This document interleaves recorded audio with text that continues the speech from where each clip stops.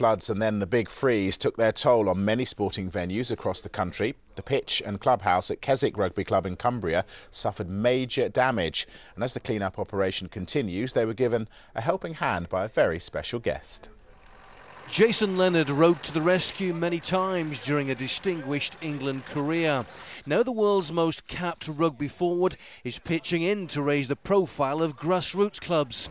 There was plenty of tidying up and repairs to do for the one-time carpenter at Keswick in Cumbria after November's floods. The community spirit is fantastic. It reminds me very much like, dare say it, most probably a little bit like the Blitz spirit, sort of thing like that. That is, everybody's in it together, the community as a whole, big uns, little uns, old and young.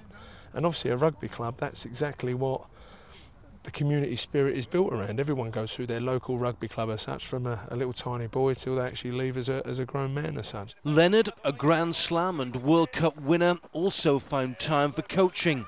Where do you want your hands? Do you want them in your pockets like this? The Keswick Club, which is 130 years old, runs 10 teams.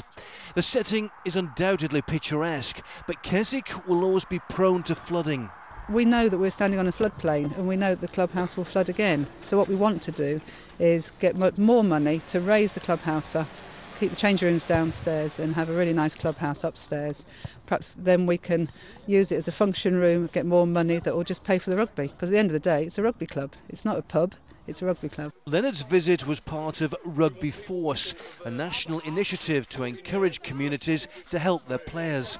It's hoped this year to improve facilities at more than 100 clubs. It is the lifeblood of our game. We can't get away from it. I mean, I always laugh, everyone always asks me about playing for England or the British Lions, but everybody, a British Lion, a famous England captain or a famous captain wherever, has started off at a very small club at a very young age and gone all the way through. The recent floods followed by the big freeze has meant no rugby matches in this corner of Cumbria for 7 weeks.